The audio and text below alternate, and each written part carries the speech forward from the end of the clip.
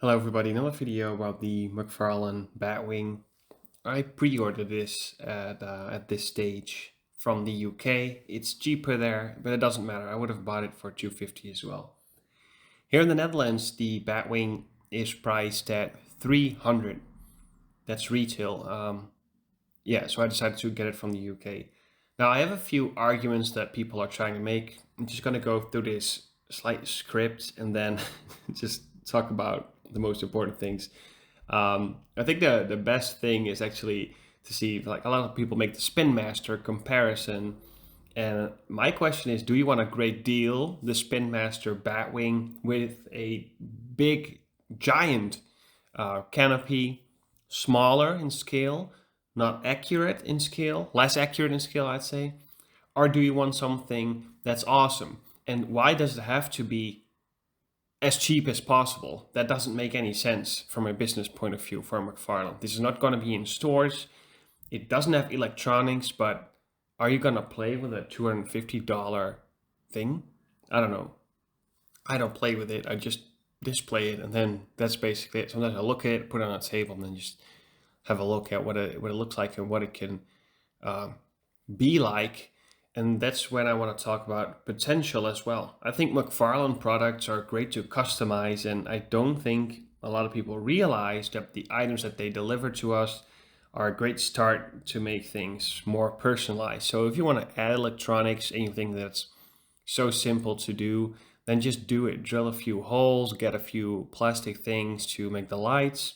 If it's not that complicated, I mean, they deliver us this base, and I always thought we just need somebody, just as Hot Wheels did with the Mattel Creations RC Batmobile. We just need someone to make a accurate scale, almost body. Well, perhaps with the wheels and a little bit of inside. That's detail enough, and that was $110 for me. And that's just a perfect, I don't know, I think it's a perfect price for that Batmobile. And the fact that it's RC, I don't personally care for. But I couldn't get anything else in the correct scale. I could have purchased a bigger, so not in scale, Spin Master version, which a lot of people talked about on my channel, that they prefer that over this just because it's cheaper. And if you're collecting, what do you want to put on a shelf? Something that's impressive or something that's cheaper? I don't understand the argument there, because if you want to put something on display, don't you want it to be as accurate as possible, or as good looking as possible? And people say, well, I can modify the Batwing, but are you gonna modify that Spin Master Batwing, gonna remove the entire canopy and create the lights and do the repainting, and it's hollow plastic? It obviously would feel cheaper than the McFarlane Batwing, is what I'm trying to say, and look cheaper, especially because of the cockpit. And people want to, like, 3D print chairs into that and make it all out of styrofoam.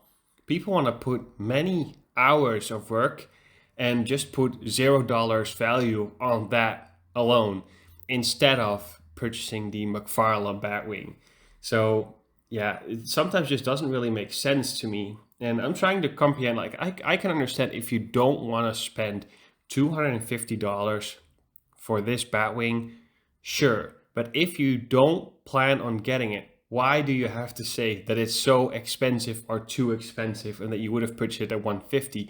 Because if this is everything you wished for this Batwing, I think it is. I thought if they're gonna do a Batwing for this movie, it's a Michael Keaton Batwing, newer version, and if they do it in a good scale, then I would probably buy it. And I didn't really mind the price. So I thought it was $250. I actually thought it was on the lower side. I expected that to be way more for a Batwing that's 35-inch in width. So I also think so. The problem is probably that it's not everything you want it to be. You don't really care that much for that Batwing. Then why should you plan on getting it for a lower price if it doesn't appeal to you at $250? Then just don't get it. Or if you don't care about it that much, don't complain about the price and get the Spin Master version. There's at this moment no other options, and that's why I'm saying $250 is not expensive for the McFarlane version.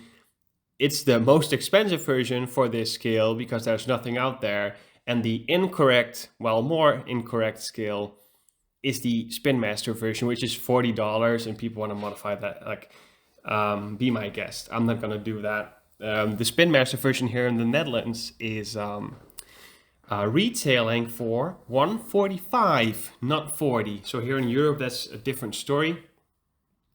Also, people are saying that the Batman the Animated Series Batwing was around 200 8 years ago, and that had electronics. But don't keep in mind that the inflation only makes that a $25 difference compared to the Batwing. And I mean, who cares if you want to put in electronics? Bump it up with another $25. Get one of those Lego kits, prepared kits, or lighting kits for RC cars. Put it in there if it's so easy. Just do it. And I think also that if it was the '89 Batwing, it would have already sold out, electronics or not. People wouldn't have complained. If we were getting, you could have seen it with Hot Toys. Let's just say that would be totally possible. That with more plastic, obviously. That Batwing in 1/12 scale for $250 for McFarlane, I think I wouldn't have been able to purchase it in Europe because it would have been sold out a long time ago. And now more people are saying a few quotes from people in comments or responses to videos that the Batwing should have been a two-seater or have more seats like shown in the movie. And then I don't think you understand how the spacing works for the scaling like that. How expensive do you want this thing to be? More expensive, obviously. And the Batwing should have lighter electronics. And here I think that comment is, I can understand if you want it, but it doesn't have it. So why bash the price for not having it? Like, you purchase what you see. Like, if you don't want it for $250 because it doesn't have electronics, then it's not in your ballpark or not to your preference. So why should you get it at that point? And also people buying the Batmobile and then saying it should have been a two-seater, like in the movie. I don't understand why. Why does it have to be that? For $60, there's no other scaling option for a 1/12 scale Batmobile. None. The Iron Studios version is 1/10 scale, and I think somebody put a SH Figuarts Batman next to it, and that thing was huge. The car was huge compared to it, and the car looks amazing, but it's out of scale. So that's out of the question actually. And I also think it's called McFarlane Toys. It's not a high-end collectible thing. It is toys, and yeah, honestly, nobody did bat an eye for the $60 Batmobile to pay for it. But I think a lot of people just pre-ordered it, paid for it. The first thing I personally noticed was the price. It was extremely low, and they used odd paints, high canopy already on the Batmobile. If you see the box art and the canopy, you can see it's totally different. I think it's more of a sleek look, but some people say it's like more like the Batman Returns Batmobile. It looks, I don't know, I'm not an expert on that, but it seems to be kind of a mix because of the higher canopy in there. But in Europe, I had to pay €100 for the Batmobile, and I pre-ordered that within 10 seconds because I knew that this is going to be something with potential. If you want to switch something out, then do it, but don't complain about the price. We're finally getting a Batmobile in this price class, basically price category, and people still complain. You just want everything to be as cheap as possible, and that's not possible in this world, especially now where everything is so expensive already. I just don't understand. And how many Batwings do you want, or Batmobiles? Do you want to put a big ass room with tons of Batmobiles and all the figures in the collections, but don't want to spend $250 on a vehicle? I don't understand. Somebody showed a video of Galactus, and it was actually bigger than Galactus, the Batwing. So, like, Galactus is an awesome figure.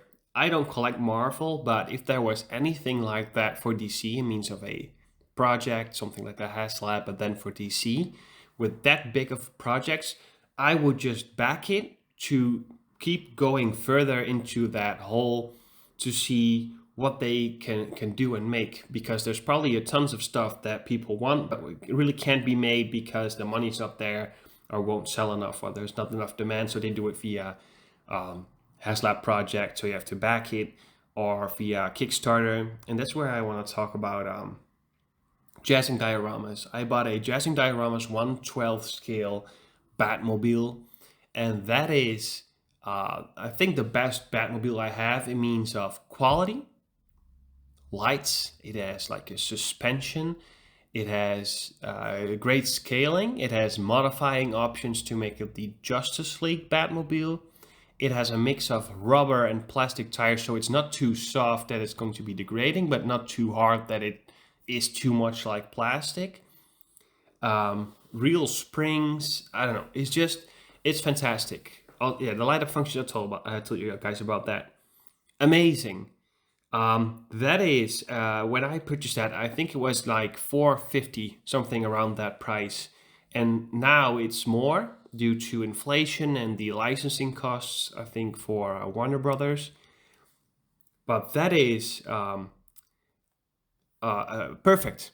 Like perfect. They have the total screen accuracy. They do it with all the fans, and they pinpoint all the small details that are right or are not right, and the car should be leveled a little bit more to that way, or this accessory should be a little less tilted. They keep everything into account. They have the blueprints from Warner Brothers. They do everything screen accurate, and that was 450. Right now, like 550.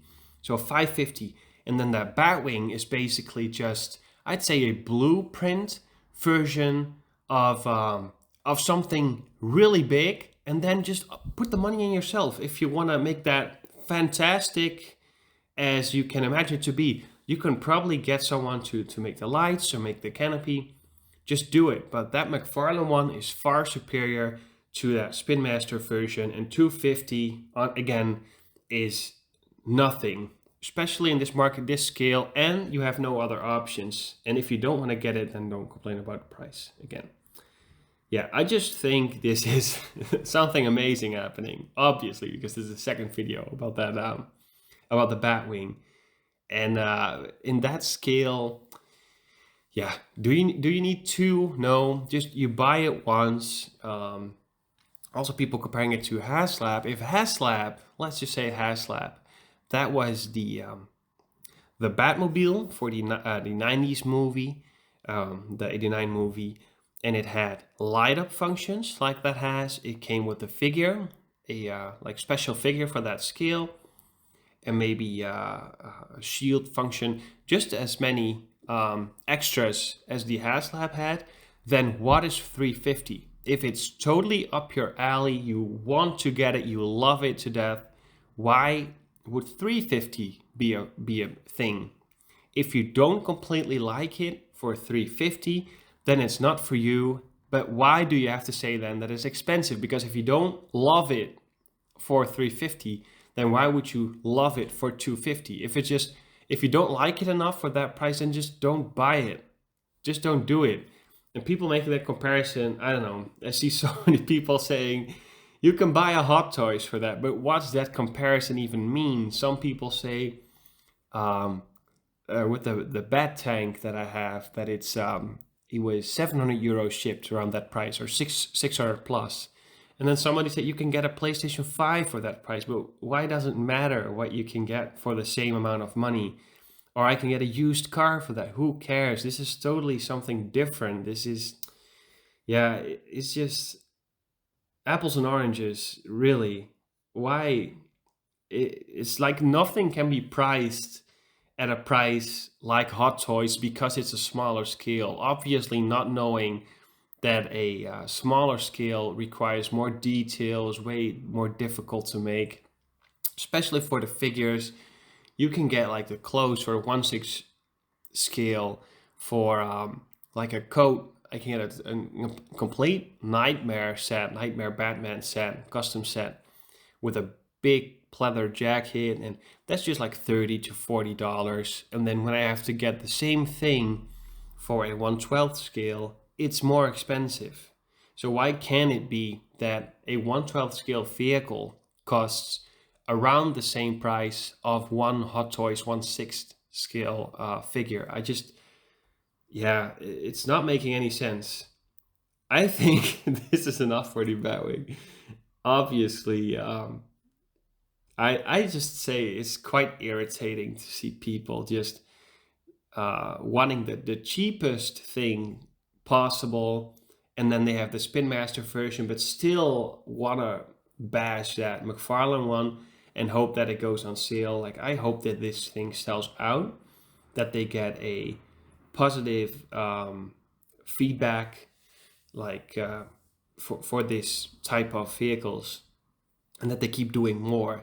Because how awesome would it be if they kept doing vehicles in this scale? No HasLab stuff. You can just pre-order it. They'll make it, no problem. And then if you want to upgrade it, get some customizers and just upgrade it for yourself. I mean, 35-inch width. I don't even know where I'm gonna put this thing. I pre-ordered it. I already love it, and I don't even care for the Flash movie that much. But this is such an awesome vehicle in the scale that, yeah, 250 is practically a joke.